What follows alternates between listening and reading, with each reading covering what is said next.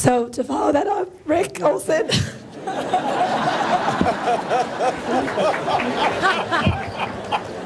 I'm going back to Wisconsin.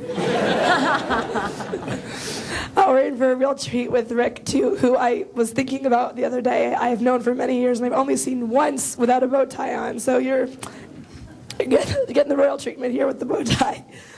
Rick Olson is the president and co-founder of KRM Information Services.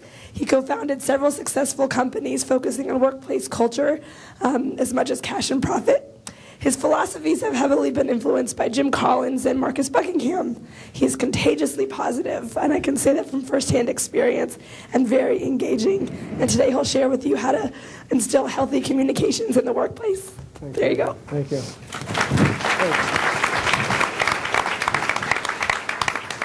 KRM is in the business of helping our clients, mostly associations, put on virtual events, webinars, videocasts. We started in 1994. By then I had helped found 3 other companies and been running businesses for 20 years.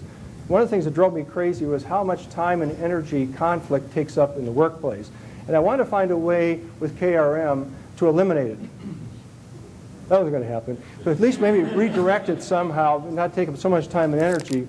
Could we make it a positive experience? And we found it, actually. It works for us. Don Boffman is a guy we've been working with now for over 10 years. And Don has taught us some principles and concepts and common language to use that has allowed us to make conflict into something that's a gift and opportunity, which was a real mind bender for me, but it actually does work. He's shown us tools and principles and the common language we can use, and we believe in it so much that we actually have everybody take 14 hours of classroom with Don to learn what he calls healthy communications. So it's been a very positive thing for us. Now, on the left-hand side here, you'll see some of the resources we use. But I'd be kidding you, of course, and you shouldn't believe it if I said otherwise. We fall off the wagon on this from time to time, actually quite often. We try to learn from those times when we revert back to our old ways. So let me tell you 2 stories where we've used healthy communications. First has to do with a client party we threw in Minneapolis. The other has to do with the installation of a major software project. In 2004, ASAE held their annual meeting in Minneapolis. Many of you might have been there. And that's as close to Eau Claire, Wisconsin as we're ever going to get. It's about 100 miles. We held it at this beautiful place west of Minneapolis. And I was all pumped about this. This would be a great time to have a party with all our clients. And we could bus in all the folks from Eau Claire, which is where we're from, Wisconsin, and the clients from downtown Minneapolis, and have a great time. The thing is, I started hearing that people in my company didn't want to go. And I thought, what? I got angry and upset about it. And then someone said, Rick, maybe we should use healthy communications here. And he said, why don't you stop, calm down, challenge what you're thinking, and choose a different way to looking at it. And so when I did, I started thinking, well, these are great people. Why are they acting this way? So I became curious. I went from angry and mad to curious. And then I found out that many of them really didn't, nice, huh? Many of them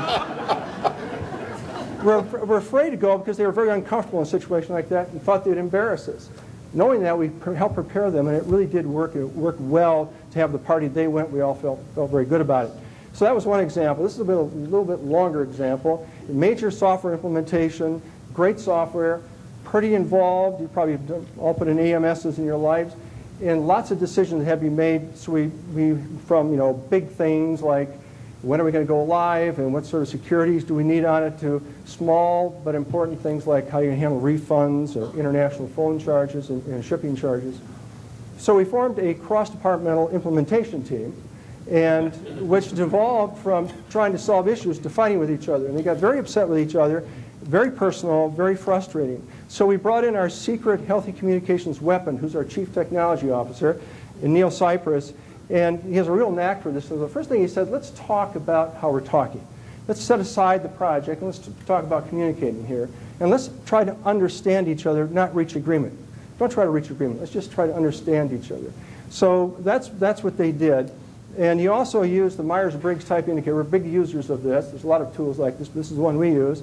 And he saw this as a major conflict between S's and N's. And if you knew about the preferences, you know they take in information very differently and focus on different things. The N's are these, imaginative.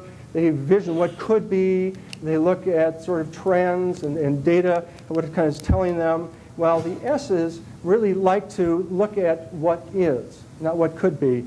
what factual, concrete, step 1, 2, 3, 4 to get to the conclusion. So understanding that, they understood that they were actually each bringing different gifts to the project. And he was able to get it back on track after that. So they stopped the process, challenged themselves to think about it differently, and chose to look at these differences as gifts rather than things in each other's way to get something accomplished. So what we've taken is these principles and concepts in common language, and it really has made a difference these 10 plus years we've been doing it. We've made better decisions because we see differences as gifts. We've saved relationships. We truly have saved relationships in the company. People who otherwise couldn't work together, and we were able to speed up the process, be more productive.